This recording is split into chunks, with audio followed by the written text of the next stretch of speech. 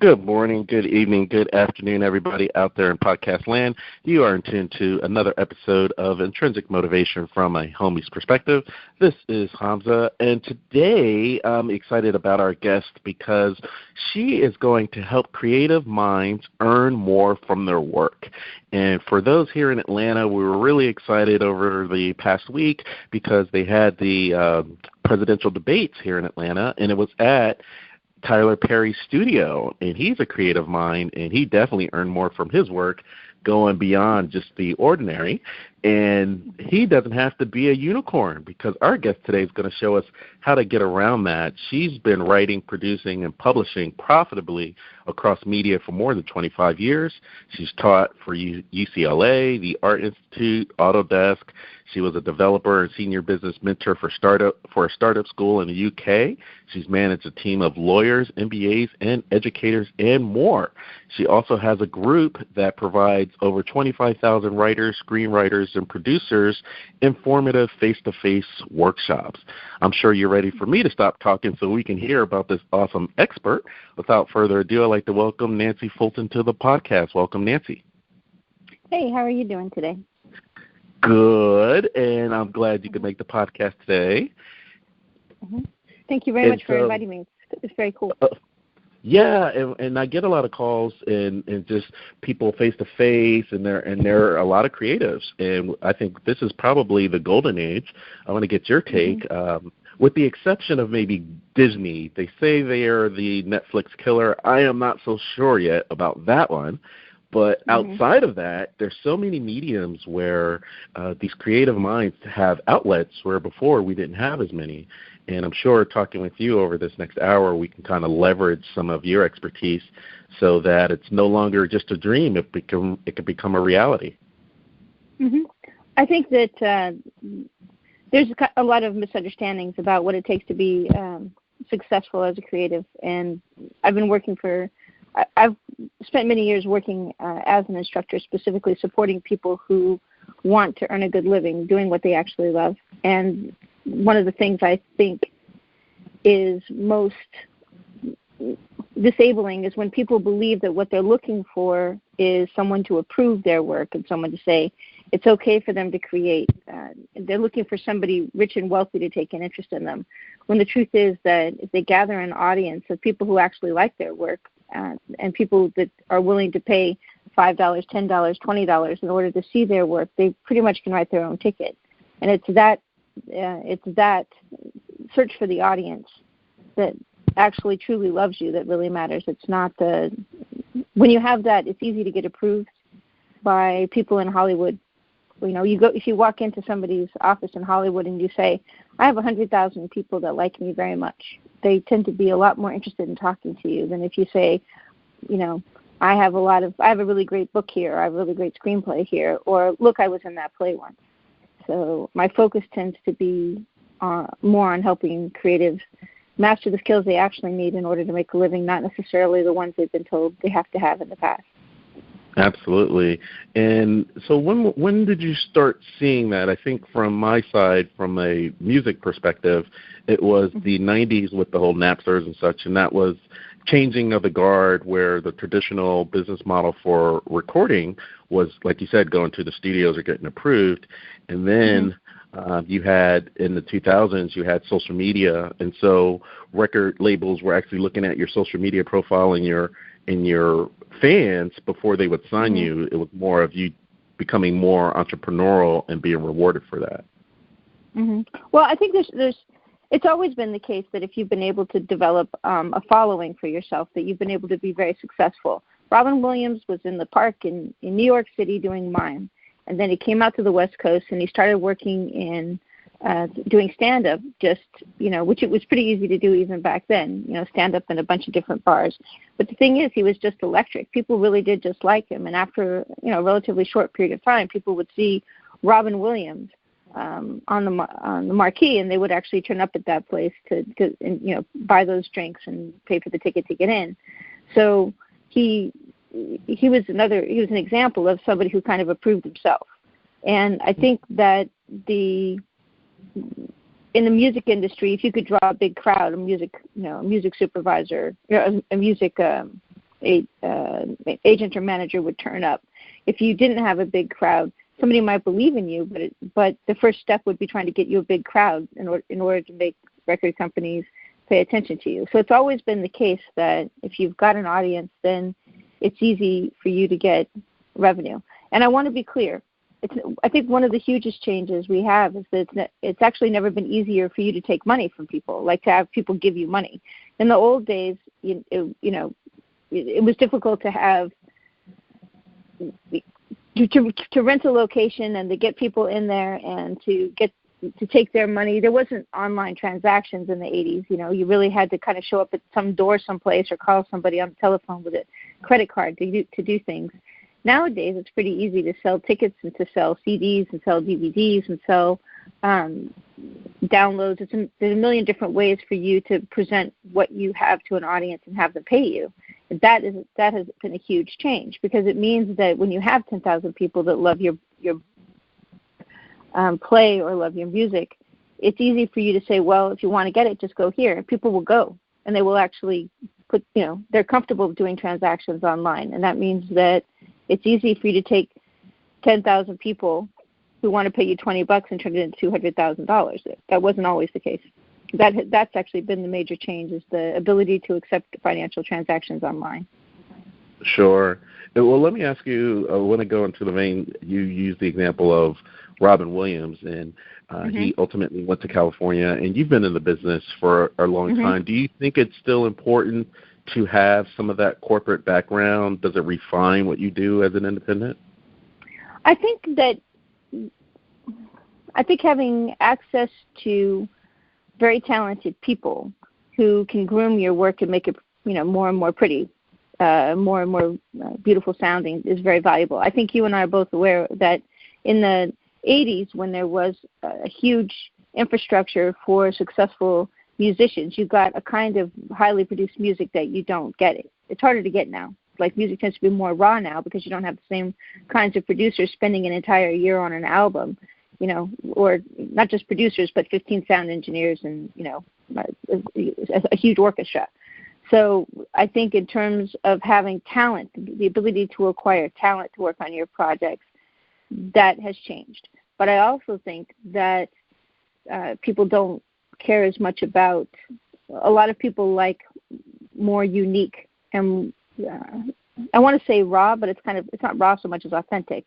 Want more authentic media.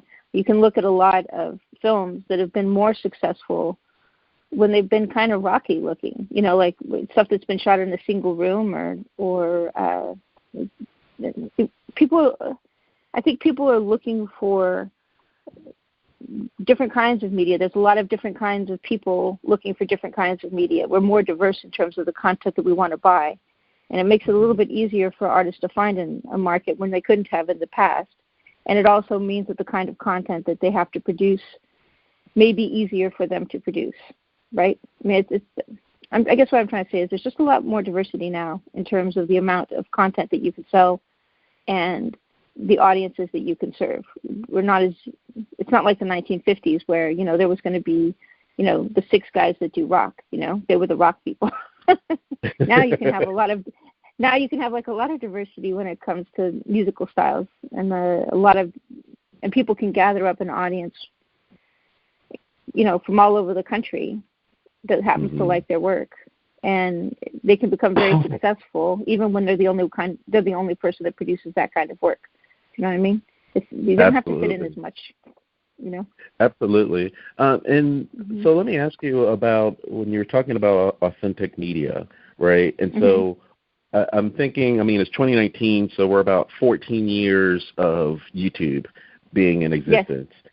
And so every couple of years we have these algorithm updates or end of the world, people screaming from the hills. And the current argument is, well, YouTube wanted that authentic media initially, and it was grainy, and those videos actually really did well. Now it's a profitable model, and so you have more of the corporations getting in, and so authentic media feels somewhat threatened. Do you think that these platforms want authentic media just to kind of build up that content base and then ultimately move on to the more professional, polished arena? Well, it's actually kind of an interesting thing. I recommend strongly that people don't use YouTube, and I recommend strongly that they don't use Facebook really to sell media. So here's the thing: the only way that you, as a creative professional, the only time you really win is when you have people's email addresses and or telephone numbers, so you can get back to them again. Right? That's how you win.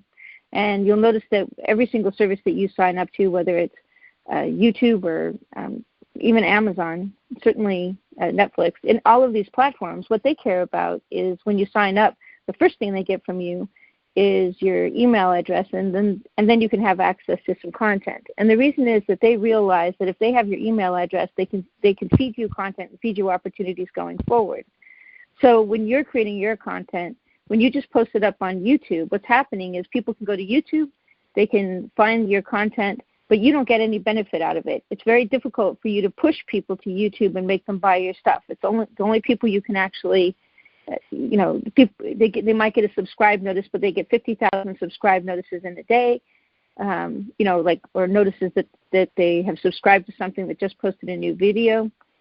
It doesn't really provide a lot of direct benefit to the creator. Whereas if you post your content on your site such that in order for people to see it, they actually have to give you an email address. The next time you want to reach out to them with something that may be free or maybe something that they should pay for, you have the ability to do that. Whenever you work through an intermediary platform like YouTube, that's not possible. You can sort of do it on Facebook, but Facebook now charges you to contact people that are following you unless they're a member of your group, and even then, I'm not sure how, getting them to actually pay you is a drag.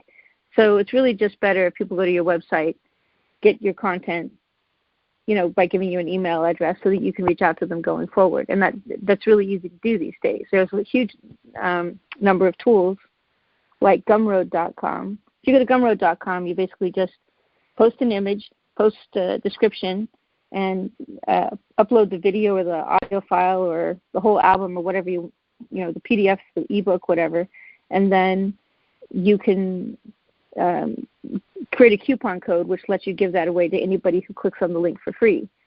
But you get their email address, and then you can reach them again. But I guess what I'm trying to say is it doesn't make sense to put all of your content on YouTube because you're making YouTube wealthy. They're getting the ability to advertise to your customers, but you're not getting the ability to reach them. So what's the upside for you, right? Yes. And the other thing is they're not making it easy. In the old days, they made it easy to monetize through advertisements, but now they're not doing that anymore. So again, what's the upside to you? It's like that. So you really have to think about, what do I get out of this transaction? Mm-hmm. And I think you did a huge public service announcement to the audience for sure, in saying that the money is in the list, or the money is in the relationship with the list. Yes. Right. Exactly. That is exactly right. If you don't have the list, then that's what your objective is. When somebody gives you their email address, it's the same as them paying you $1 or $5.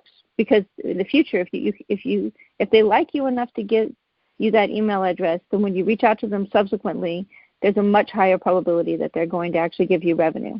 And that your objective, your metric for whether or not you're being successful as a creative, is how many people are willing to give you their email address. Let's pretend I go to a stand-up comedy club anywhere in the country, and let's say that I just bring down the house. I'm Eddie Murphy. I can bring down the house.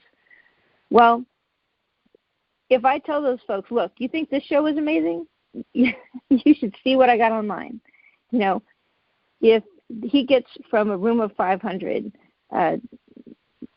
300 people who actually go to his website and download something, that means the next time he goes to a show and he talks to the owner of the store and he goes, look, actually, I can sell out your next 5 performances because I got 300 people, I got 5,000 people who would like to see me.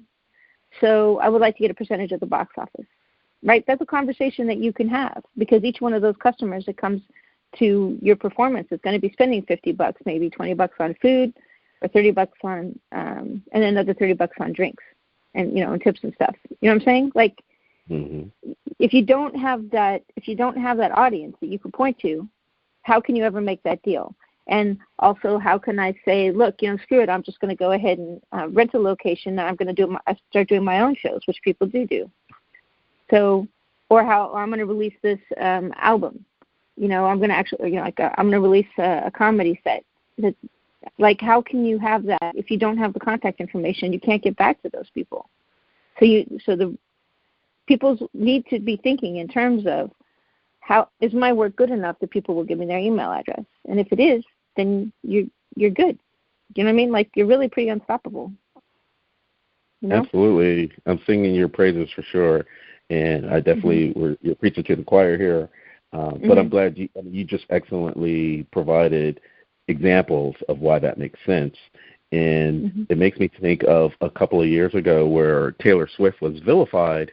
The example was someone had just gotten married, and they post the wedding videos on Facebook, but they were using her song, and so she had them take it down. And now it's like, well, Taylor Swift is evil, but she was actually managing or controlling her product. Right. Well, and also I think there's something to be said for the fact that as a creative professional, there's a thing called copyright, and it's actually one of the strongest forms of property protection we have in this country. So, but it has to be enforced in order to remain in effect. If you continuously let people violate your copyright, and especially if they do it very publicly, if they continuously do that, you do lose the right to be able to say, that's mine, don't steal it. So that is why you see musicians going to politicians and saying, this song you keep using, we did not authorize that. Our music label didn't authorize that. You haven't licensed it. Don't use it anymore. One of the reasons they do that is because if they don't enforce first of all, because sometimes the people using it are stupid, and second of all, because the people that are stealing that content are making it so it's easy to steal that content in the future. And it's, especially for musicians, as you know, it's egregious, right? I mean, people will routinely steal music. It's kind of tragic, actually. It's harder to steal a screenplay and harder to steal a play because you can catch people doing it. You have to advertise a play. So if Matt, you want an exciting few hours, try saying that you're going to do a David Mamet play without his authorization, because I guarantee you he will be sued. And I like the fact that you worked with or continue to work with attorneys, because and we're not bashing social media. I think you want to leverage it. I want to get your take on that. But yes. There's so much legalese on that no one reads. And part of that fine print is we own everything that you post on social media. So you have a picture with your dog in the backyard, and now it's part of a commercial when you're watching TV on Sunday. Right. Well, it's actually not supposed to be, and you can certainly fight back. But what I would say is that YouTube, one of the reasons that YouTube is difficult for me to like is the fact that early on it completely capitalized on its ability to steal media. YouTube was a company later purchased by Google, and they had incredible amounts of stolen content. And the big studios, when you register your work as a musician with the performing rights organizations, like ASCAP and so forth, what they do is they inform YouTube they better stop stealing music. They also inform restaurant owners that they better stop playing music illegally. They actually aggressively defend your rights and make sure that when people do use your work, in theory, you're going to get paid for it. So that's something that musicians have. But what's interesting is if you have music that is not registered with PRO and it's made available on YouTube, YouTube doesn't stop that use. So so it's kind of leveraging the fact that they can steal music with impunity. They can allow the theft of music with impunity. And that's because YouTube says we're not a publisher. We are we're, for lack of a better word, a forum. We're a place where we're a platform where people post things. We're not responsible for what people post. And it's like, except that you sell advertising on this platform. So you're monetizing stolen work. So I think that does actually make you a publisher. I actually do believe that both Netflix and both Facebook and YouTube should be treated as publishers, and that means that they should be responsible for enforcement of copyright. And they should, like heavy duty. I mean, right now you can inform them they're going to take something down, but I've never had that actually work in any kind of timely fashion. If somebody posts illegal music or a video that is illegal, if it's protected by one of the big studios, that might get taken down. If it's music by, insert a big name band here, that might get taken down. But if it's just you, an original composition that you've created that somebody is stealing, and you file a takedown notice, that's not going to happen. And meanwhile, the person that posted it can be earning ad revenue, right? Even though you can't earn ad revenue, even though you cannot directly because you don't have the right relationship with YouTube. And you know what that relationship is? How many subscribers do you have, right? So even YouTube cares how many people are following you, and they allow people to have a lot of followers to post content that they don't own. I mean, it's the whole thing. It's like I don't like those platforms from that perspective. I think they should be treated as publishers, and I think they should be held very accountable whenever stolen property ends up on their site, because I think it is making it so musicians can't earn a living. Musicians particularly, actually. Sure, and that's why we're talking about helping creative minds earning more for your work.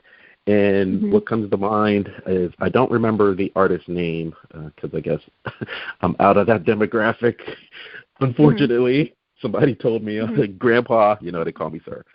So anyway. Yeah, exactly. I'm like, I can't. I've lived longer than you, and you may not live as long. Yes. Yeah, and they're like, sir. I'm like, okay, I got to get out of this medium. So anyway, this artist, they leveraged, they had just come out. They're from Alabama somewhere, I don't know, Bible Belt somewhere. And they went on, what was the site? It was, they posted on YouTube, and they posted on, oh man, I wish I could remember the site now. I'm ruining it. At any rate, the site was huge. It was a big media site, and they posted it, and they got like 1 billion views or whatever. And he didn't get any money from it, right? And so how do you have faith in yourself in that, you know what, I need to use and leverage these major platforms, like you said, these publishing platforms, because no one else will know me. I just have my rinky-dinky website that I just posted on Wix yesterday. How do you make that jump? I think one thing you do is you make sure that when you post content on your on YouTube or any of those other sites, it's clearly labeled, and you make sure that people know how to get to your website, and you make sure that in the description on your if it's a video, you make sure that you actually put in the the URL that they should go to in order to get something more and something better. I think and then if you're going to buy advertising that points to your own media, so that gets to be the one that's the popular version, not the stolen version that somebody else posted. But I really think that again, music is one of the hardest things in the sense that it's hard, unless you watermark music, it's relatively difficult for you to prove, to create that connection, to tell people this great song that you just heard is available at this particular website, just because the media doesn't allow for it. But if you're doing video or you're doing books, you certainly can do it, and you absolutely should. With music, it's a little bit more complicated, and I think you basically end up having to create music videos where the images are as important as the work. Do you know what I'm saying? As the audio, and that's because the video will take off. And that is one of the reasons why videos have taken off. Why people create videos is because it makes a more compelling set of images. It's a more compelling media for sites like YouTube and sites like Facebook. But it's a difficult. The most important thing is if you're constantly focusing on how do I get people to my website, how do I make it so that people get to my website, they download something, and I can tell them how to give me money for my next album, or how to give me money for my next performance, or how to give me money for my next book or audio book. How can I reach them going forward to tell them about my best work so they can buy it? If you can keep your focus on that, it means that you'll end up developing an audience that gives you the money that you need in order to be able to buy the advertisements that you need on Facebook and on YouTube to drive traffic to your website instead of driving it to somebody else's website when they pirated your work. Do you know what I mean? It's like to some degree you have to have money in order to be able to fight that fight. And to have the money, you have to be able to have an audience. You know? So I have an 80s question for you. Did video kill the radio star? Actually, it kind of did, didn't it? I mean, it was tragic, but it kind of did. I mean, that all of a sudden just radio wasn't good enough, and for a lot of people. And I remember being in the 80s. I remember waiting to see the next, like MTV was a huge thing because you would literally watch the videos, and those images would become an indelible part of the song. And And also, you would tell people, go watch the video on, go watch the video on, go watch the video. And so I think it did make radio kind of a second-class citizen. And I definitely think the Internet made radio a second-class citizen. Oh, yeah. You know? Yeah. I had a friend come in from out of town, and he was like, what are you guys listening to the radio? And I was like, no one listens. What are you talking about? Like, we're not listening to the radio. And do you not have a cell phone? That's what we have. That's the radio, and we can listen to any station worldwide. So. And I heard this independent artist say this, and I want to get your opinion on this. He's in your neck of the woods too. He's in Los Angeles, and what he said was that we, the consumer, have been conned. And what does that mean? So when you in the 90s, you probably were like me and hung out in record stores and such, and you got the experience. You held on to the vinyl or whatever, right? And so your outlay may have been, I don't know, $15, $20. He said, but today you're paying monthly for the stream, and you're paying forever. So you're actually paying more than you paid a generation ago. What's your take on that?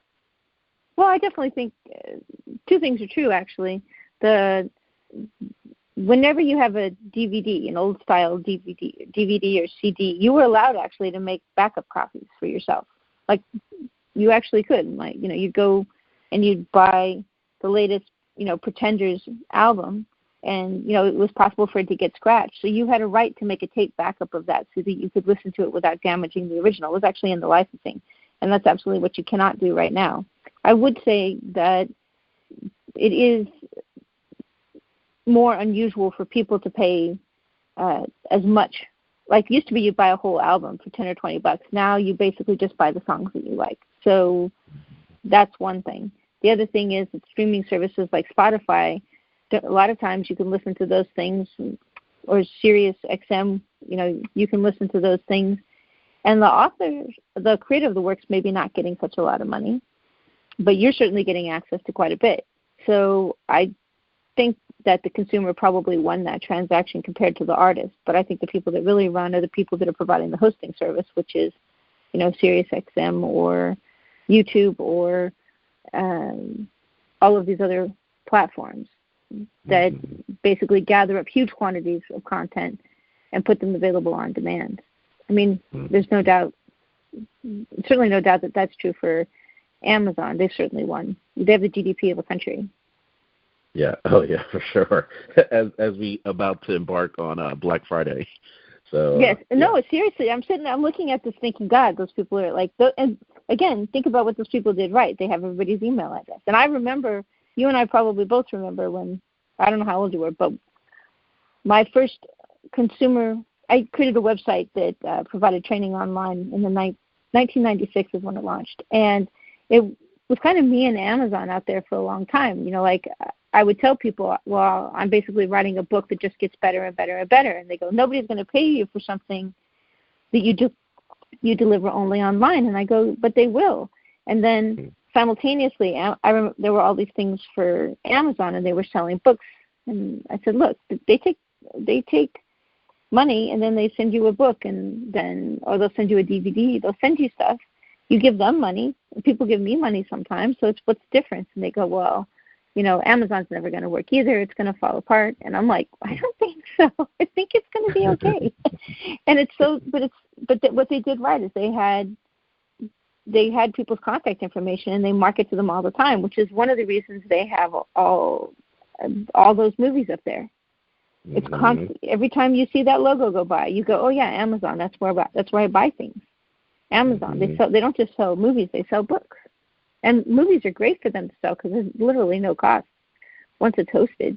They just basically post the content, and then it's only bandwidth when people actually watch a movie. So talk about making millions of dollars, or hundreds of millions, billions of dollars selling electrons. It's all.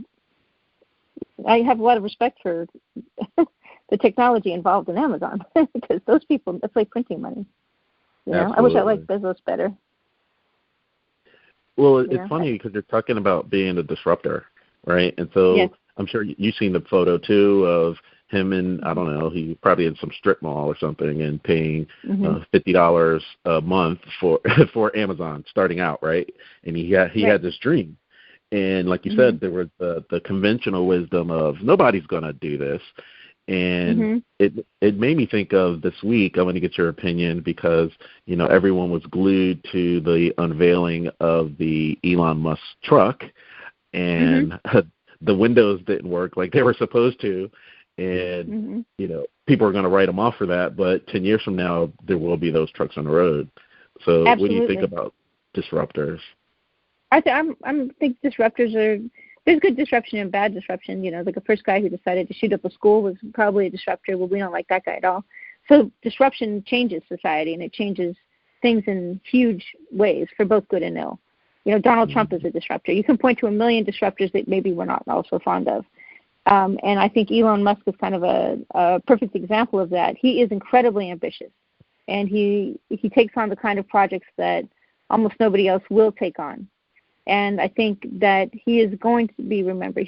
I think he will be remembered for a long time, and he'll have had a major impact on our society. One of the reasons because he's one of the first people who's a private individual or private company to decide to take on space, things related to space travel and satellites, and you know what I'm saying? It's like that's incredibly ambitious. And that car that you mentioned,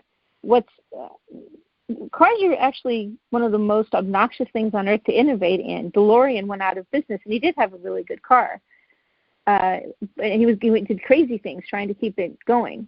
But the returns, there are tremendous returns to scale for producing things like cars in huge quantities. And you have to have very deep pockets to sort of enter that industry.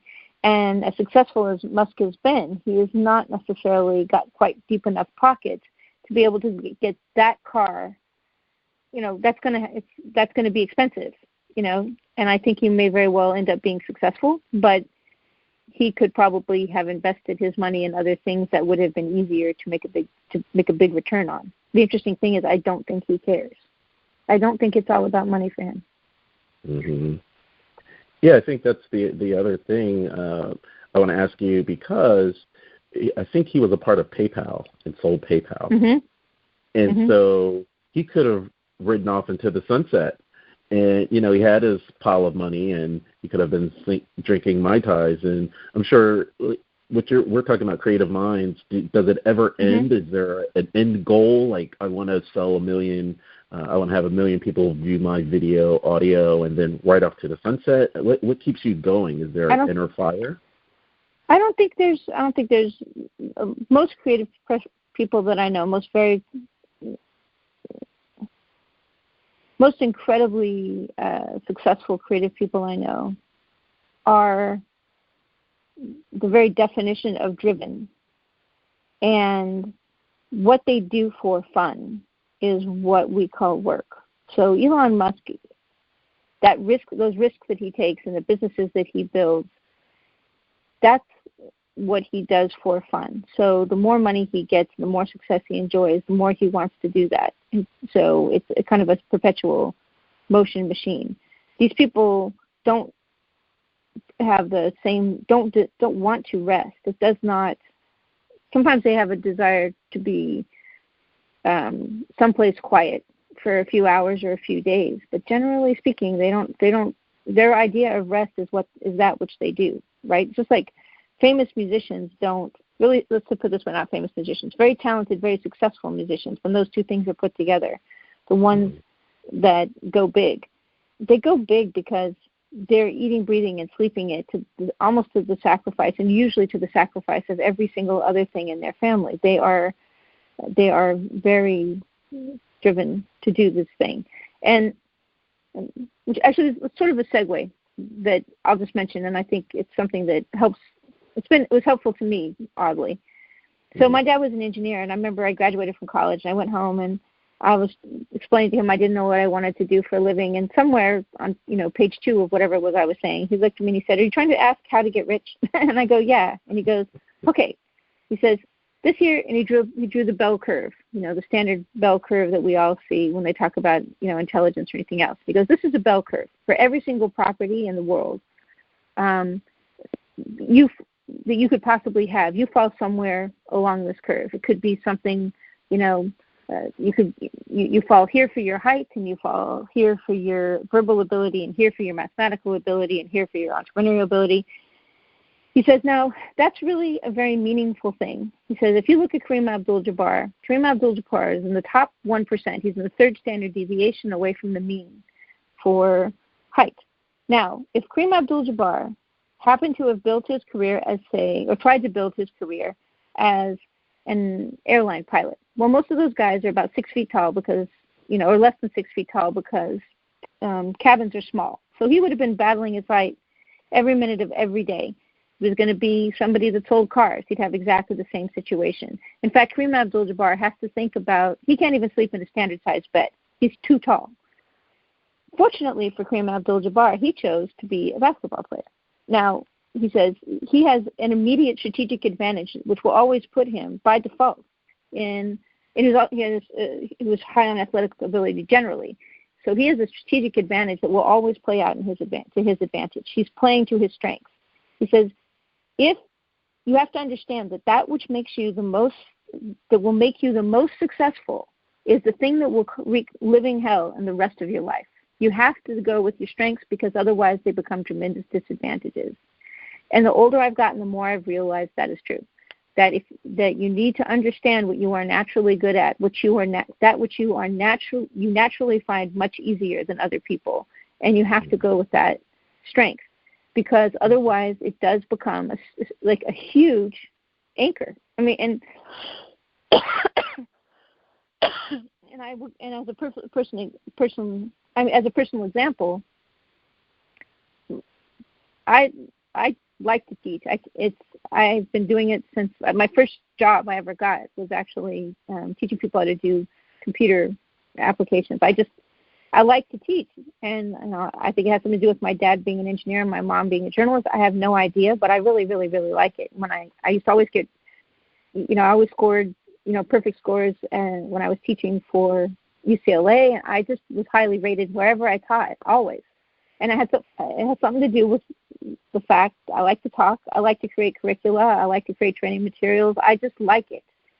So I might want to do 15,000 other things, and I certainly have dabbled in a huge number of different things. I mean, you can look online and find examples of audiobooks and stuff that I've done. But the thing that has been easiest and the most profitable has been teaching, and it's kind of like that, which I do. And I think a lot of times people kind of decide that they're going to reject the one thing that's easy, and it does make things harder for them. Do you know what I'm saying? What if Elon Musk did not want to be an entrepreneur? What if he did not? Can you imagine that guy working for you? Like, how's that going to work out?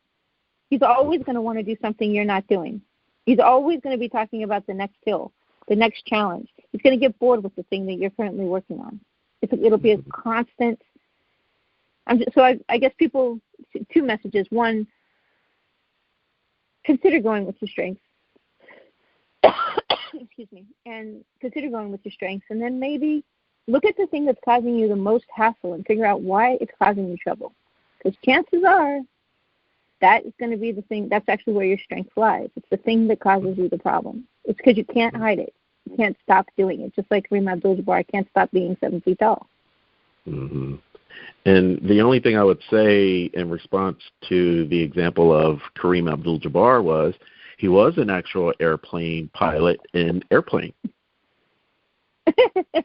So you can totally live your dreams after you've gone with your third standard deviation characteristic.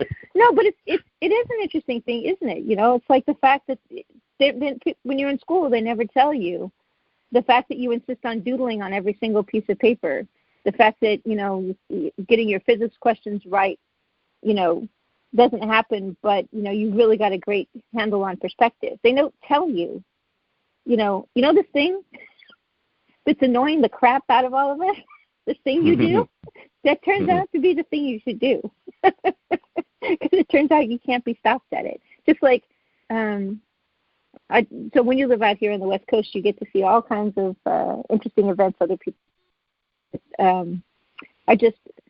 Earlier this week, went to USC, and they had a screening with Robert Downey Jr. and his wife and Shane Black and the producer of Kiss Kiss Bang Bang, and they were just talking about how much fun it was to make that particular movie. Well, did you know that Robert Downey Jr. left high school? Like, they called him in. He actually went to my kid's high school. He went in, and they said, "Okay, Robert, listen, you're a very bright person, but you're entering your junior year. You're not really going to graduate. It's the thing we have going on here, but it's okay, Robert. You can save it. You can just, this summer if you go to school, da da da da da." And he's looking at them, and he said, "I have plans for my summer, so that's probably not going to happen." And so he tried to explain this to these nice people, like, I have actually plans for my summer. So, and they go, "Well, we're just going to have to call your dad." And he goes, "What time is it?" And they go, "Well, it's 9 o'clock or 9:30 or whatever." And he goes, "Okay." So they call his dad. His dad's like, "Yeah, I told him. I don't know what the hell he's doing there."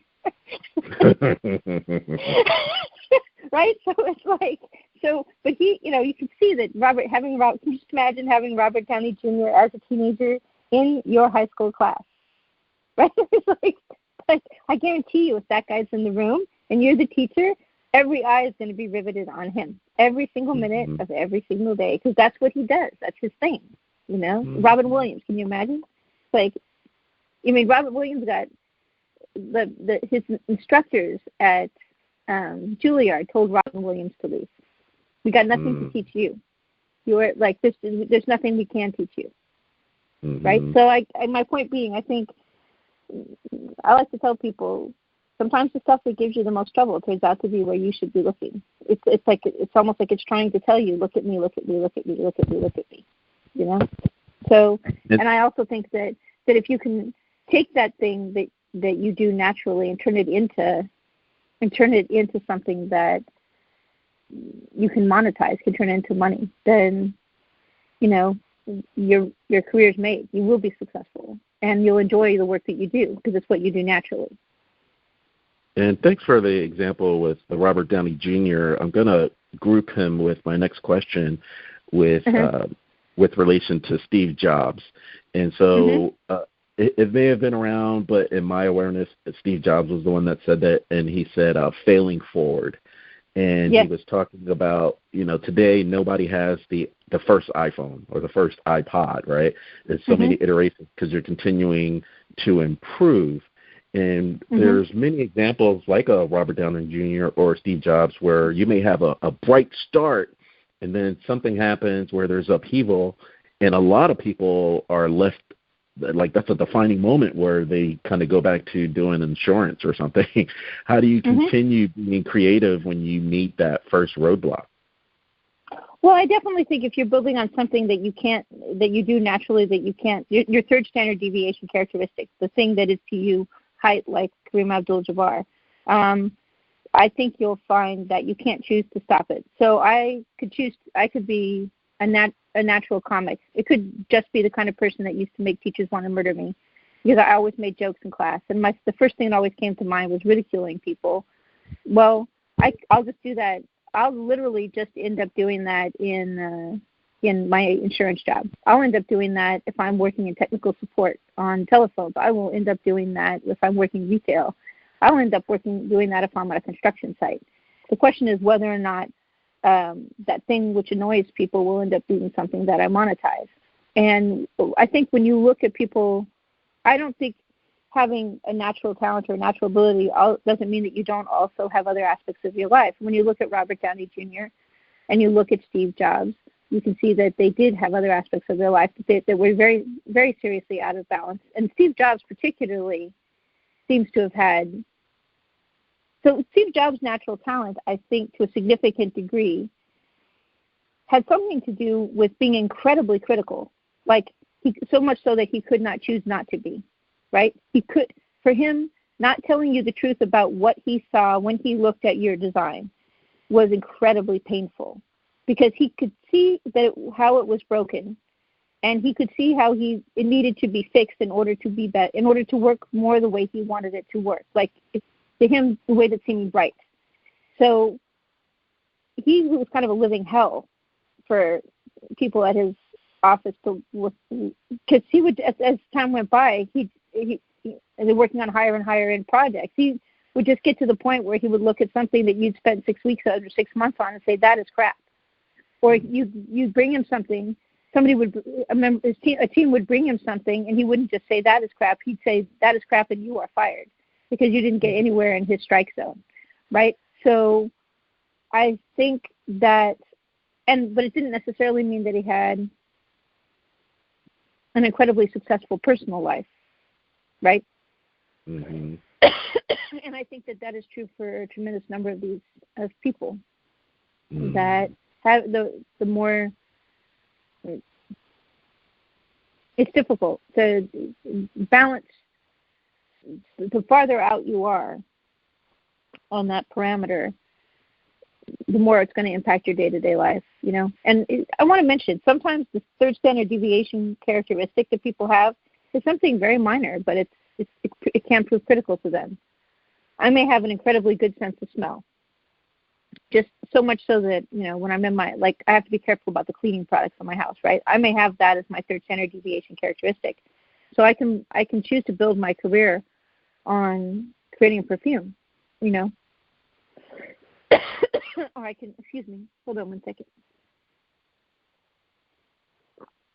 I can choose to build my career, or maybe it's the case that I can see a lot more colors than other people, a lot more colors than other people. Well, that starts to make me be somebody to be a designer, because I can see something that other people can't easily see. It means that when people look at my work, they'll go, that is the most beautiful thing I ever saw, and they won't understand why, but it's because the colors are right for the first time ever, right? Mm-hmm. So these characteristics can be incredibly small. Sometimes they can also be incredibly large.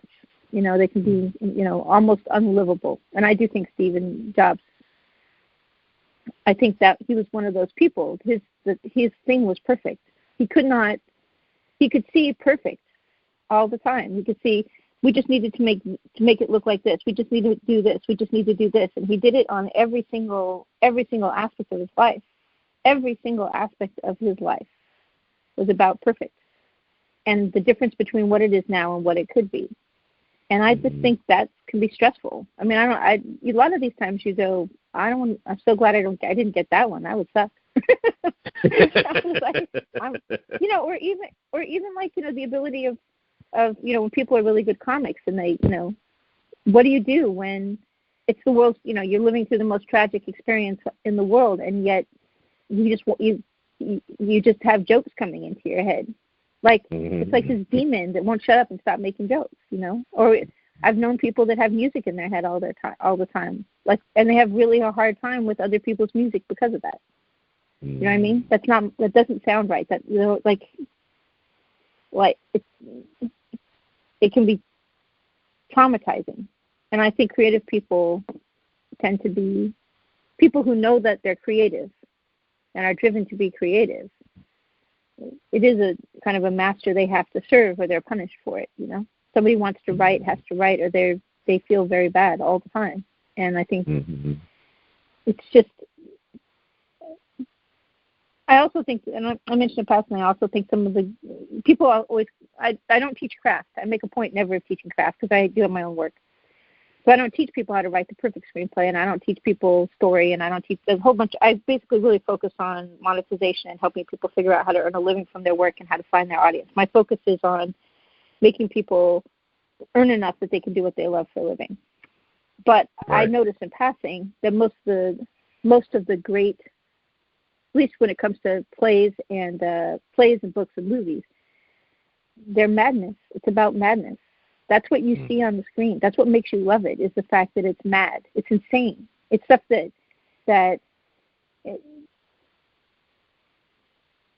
yeah, who was the Joker? It's compelling. Yeah, exactly. It's compelling to you because it's saying something so clearly you can't hear it, and you can't stop hearing it. You can't stop seeing it. You're right. The Joker's kind of a perfect example.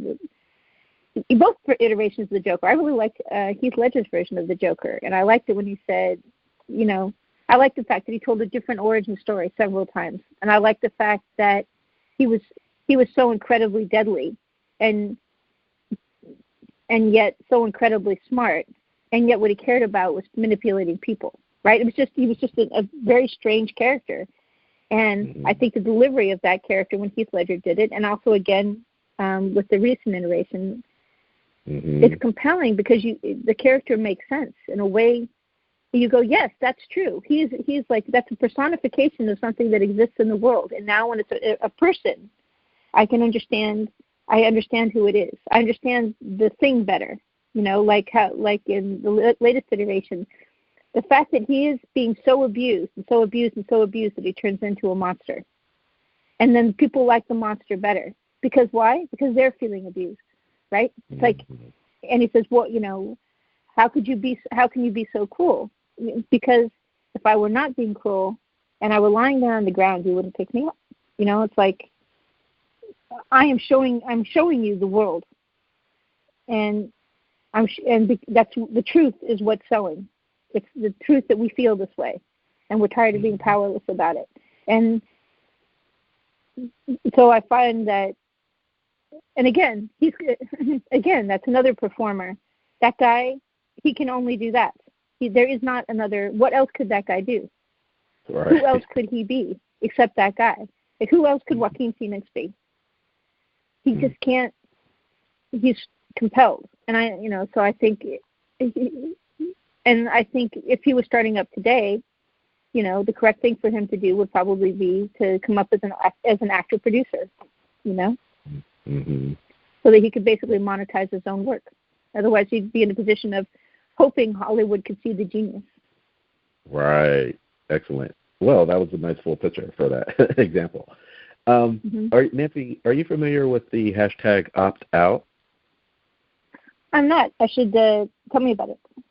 Sure. So, we're coming on the week of Black Friday, and, there's a lot of origin stories and how it started. And you have companies like REI that started this hashtag Optout, meaning that they are not going to take part of this consumerism and madness that happens at this time of year when people are running each other over to get $5 off of something they wouldn't have bought otherwise. And the reason why I bring it up is while people are standing in line to get that latest tech item, you are doing a workshop same time. And so I wanted to talk, you were talking a lot about, that standard deviation, and you're focusing on this workshop. And what does that entail? What can people look forward to with this workshop coming up? I don't think I'm doing I'm doing, actually that's pretty humorous. So I'm doing. I got invited to speak at a conference in Los Angeles. It's actually LOSCON, which is, I think, one of the largest and oldest science fiction conventions in California. And I've been asked to go over and talk about things related to intellectual property rights, and basically all of the work that I'm doing is monetization and intellectual property rights.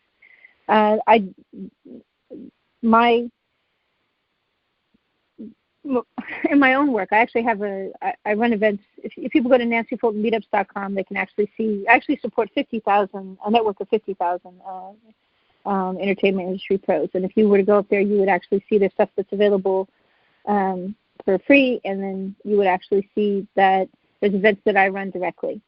And then, but this particular one is one I've been asked to speak at, and it's I'm going to be on a series of panels with people that are talking about how to protect your intellectual property, how to quote unquote break into Hollywood, with a screenplay or something like that, which has to do with how to pitch, and talking to people about how to do how to make money off of books, which is another topic that people feel strongly about.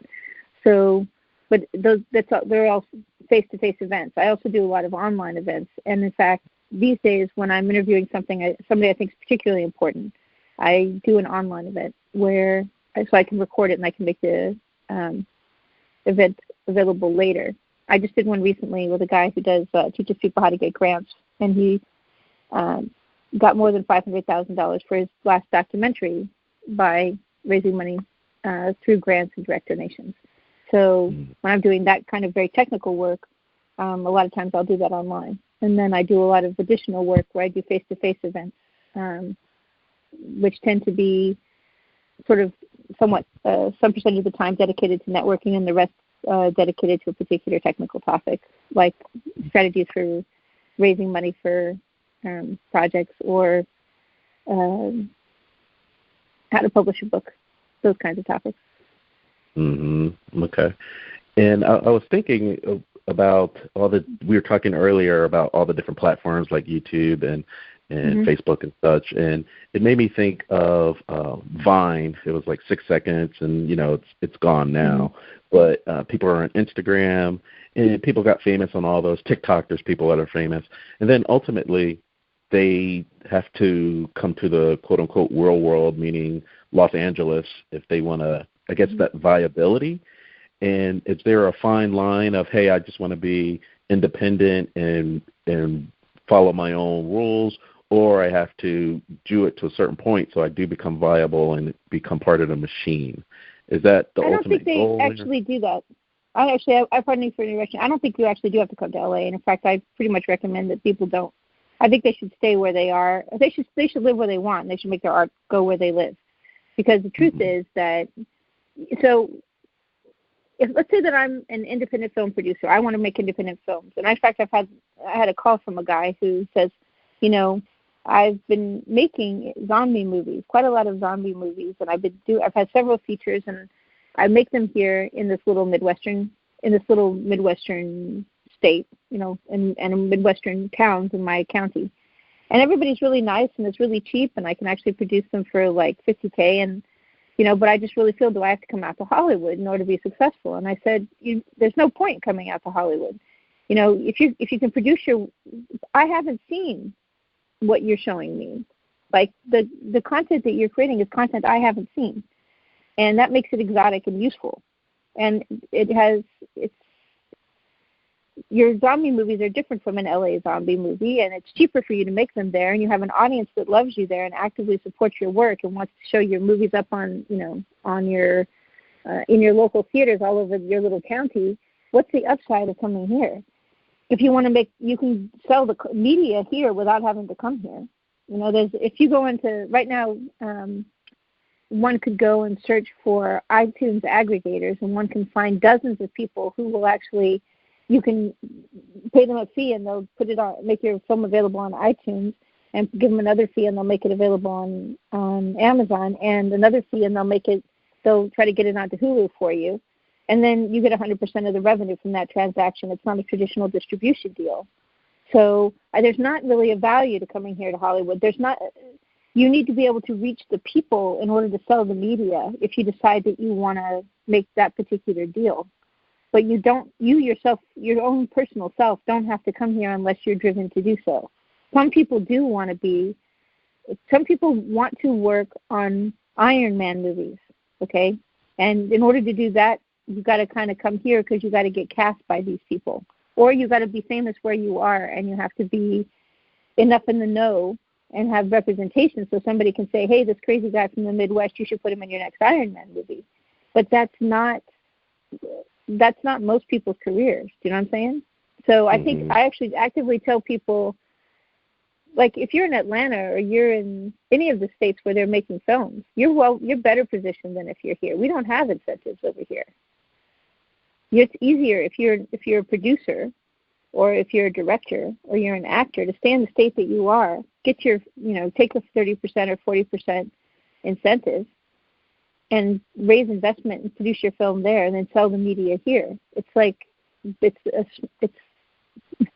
there's no reason to come here. And I'm not saying you wouldn't enjoy it. Feel free, you're welcome. But and you'll probably be able to but you'll end up going home to shoot your films because it's cheaper. There's no upside to shooting them here. I guess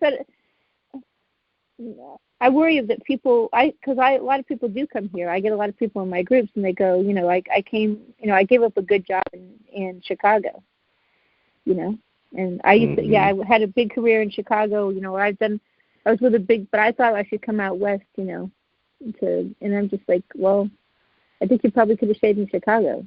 I just think that's how media is going to work going forward. It's not going to be the case that you have to be in a particular city in order to get the attention. And in fact, here, the competition is really high.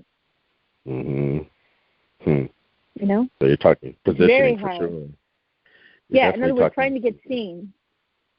Yeah, go ahead. Yeah, I know that the airlines are kind of upset with you now because people are putting their credit cards back in their pocket. They're not flying to California. So, no, I mean it's just not. It's not worth it really. It's like, and in fact, I think it can be. It's better. It's really better for you if you're in Atlanta or if you're in New Orleans or if you're in any place and you've got good position in the sense that you're respected and admired in that location. Figure out how to get bigger there until you get to the point where you're sort of the best and best known there, and then visit here. And, maybe we start inviting people from here there. Right? So that it's better to be a big fish in a small pond than to be a small fish in a big pond. Because, as you know, there's a lot of people out here who have won Emmys, who have won for Emmy, they've won the biggest awards in the industry, and they can't get a job. That happens routinely out here. I know a lot of people who have Academy Awards who can't get work. Right? So it's not the audience is what matters, and the people that support you and that want to work with you, and the ability to. So why come to the place where the competition is the stiffest? That's a really good point.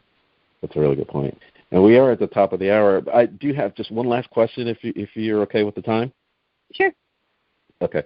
So I want to ask you a conversion question on your site, and it makes me think of a first date. If I'm going out on a first date and I go to a decent restaurant, and I'm about to order wine, and I want to impress the girl that I'm with, but I don't want to go too far. So I have 3 choices of wine. I'm sure you've heard this example before, but just for the audience. So there's an $8 glass, there's a $10 glass, and there's a $12 glass. And most people would get the $10 glass just because they don't want to. Okay. So for conversion, I can sign up be a subscriber on your site for $20 a month or $60 a year. Where do you see the greater conversion? 60, actually. Of course, it makes the most sense. Because it's basically $10. Because basically it's $10 a month. But actually, there's on my Nancy Fulton meetups. There's actually a free thing, and that's basically one of my favorite exercises, favorite workbook video combinations, which basically just tells people like 19 different ways that they can start monetizing their work. And what's interesting to me is how many people actually just go ahead and decide to subscribe without even getting the free thing. So I'm a little perplexed, I got to tell you, about the whole. I think people a lot of times just try to buy an answer. They go, okay, it costs $60, and there's 140 things I get instant access to. So if I buy it, I'm just done, and I don't have to think about this again. And so I think sometimes people do that. And so, but it is getting people to get the $20 thing. They just don't have as much of an interest in it. And I think it's because I don't want to get charged $20 again next month. $60 a year seems like a lot less than $20 a month, even though you could stop after the first month. That's weird. Pricing is like one of the most intense things, actually. You can, because, here's the thing. Pricing doesn't really matter. Like, if I tell you that my play that I'm doing, you're going to come to my play, and my play, I'm like, it's going to cost $15, which is what a play ticket might cost in most places. It's going to be a $15 play. If I say it's a $30 expense, you're going to think it's a $30 play, which you're going to assume is going to be significantly better. So why wouldn't I say it's a $30 play? And why wouldn't I make it a play that was worth $30? Like, what could possibly be the difference in expenditure between making a play that's good enough for $20 versus one that's good, or $15 for one that's $30? Might as well make it the $30 play. Do you know what I'm saying? It's like, so people arbitrarily pick the price of what they're going to sell with, and I'm like, I don't know about you, but when I go out for a date, the chance that I'm going to, get out from under that for less than $80 or $100 for a weekend night is really pretty small, especially if there's going to be a play involved. So it's kind of like, you might as well figure out how to make your play worth $30. And the other thing is, I don't really understand why a lot of people that are doing plays or performances, which I think are really the best possible form of marketing, I say, have a bottle of wine and, pass out wine when people first come in, right? I mean, it doesn't cost that much to buy the wine, and that way they know that they're welcome and that you're really glad that they came, and also maybe puts them in a better state of mind to really enjoy your work, and it sets you apart, and it's a cheap benefit. And if you're going to charge $30 per ticket, you have $5. You have enough money to pay for the wine. But I know it sounds stupid, but it's like, pricing is just one of those things that people are really arbitrary about for not very good reasons. Usually what you should do is look around at what other people are charging and charge not the highest, but maybe the next level down, and then make it that good. Make it worth that. Make it a good value is my point. I think that, I don't know if you knew, did you hear about the pricing for Sticks and Stones, the Dave Chappelle special? Tell me about it. Okay, so and then I'll let you go. So Dave Chappelle, he had this Netflix special called Sticks and Stones, and it's like one of the top whatever. And so anyway, he filmed it here in Atlanta, and then he's going around the country. So he had another filming in New York, and so he goes in the same Netflix special at the end. He I'm not giving it away because it's been out for like 2 months now. So in New York, he's like, "You assholes spent $800 to come to my show," whereas in Atlanta, it was $60. Like, you could have flown to Atlanta, had a nice dinner and a hotel, and still made money, and then coming to New York. And so it's just interesting as pricing and the elasticity of what people will actually pay for what you're providing. Exactly. I don't know if I'd go around insulting the folks who paid me $800, but I would. I mean, I think it's worth pointing out to people that Atlanta gets some good stuff. You know what I'm saying? Like, that's a powerful thing to tell people. Hey, maybe the party's in Atlanta. Maybe that's where people should be going. And I have to say, I think music is one of the hardest things. People in our day when we were younger, people made most of their money off of album sales. Nowadays, performers have to go on tour in order to make money. And I think if you're a musician, it starts making a lot of sense for you to figure out how to do shows and how to make the shows worthwhile. And to start thinking in terms of creating networks of people, like I know several people in my network who are musicians. They basically, and it's true for comics too, oddly, they have locations around the country. They kind of have this tour. And to some degree, it's going to people's houses, and in some places it's going to, like, small bars and places like that. But they've created this network that allows them to earn a reasonable living doing their work. Excuse me. So I think that's kind of an interesting thing for people to think about is if I have a blues band, how much should I be charging per ticket, and can I get that money more directly instead of having to just go to some place and get paid a tiny fraction of the door, right? How can I make this work? Because there's bars all over the country, and maybe if you bring your band, you can make it so that you actually gather the people at that location, and you're actually the one taking the money. Sure. Instead of the other way around. And the hour has flown by, and I'm sure we just touched the surface of helping creative minds earn more for your work and how to monetize that. And where could they find out? Again, we talked about your site, but if you can give out your site again and how people get in touch with you, that'd be phenomenal. Great. I mean, my stuff is, I really just run events on a regular basis, and I have a whole bunch of previously recorded resources talking about things like how to raise money from investors using a Regulation D private placement, or like sort of all the sort of really technical stuff that people need to know in order to earn a living from their work, as well as topics like how to gather an audience. If they go to nancyfultonmeetups.com, they can find something that they can check out for free, and it's one of my favorite workshops, specifically because it does talk about a bunch of different ways to monetize your work immediately, start monetizing your work immediately. And I do have like a subscription-based program, and it's mostly because a lot of times I started offering a subscription just because there were so many people that I'd run an event and they'd pay me for it, and then they'd go to the next event and they'd pay me for another one. And at some point, it's like I'm running 4 to 6 events a month. It was like, I think I'm like taking up too much of your money. This is not going to be good. So I started just basically saying this is like a frequent flyer thing, which is it's called Pro Subscriber, and it basically is just $60 a year. I mean, the price varies over time. Like it'll probably end up going up in the new year, just because I'll have so much more content available. But so people should check it out sooner rather than later. But she's having a Black Friday sale, guys. You bebetter listen to the Black Friday pitch. It's more like the end of the year pitch is actually what it is, because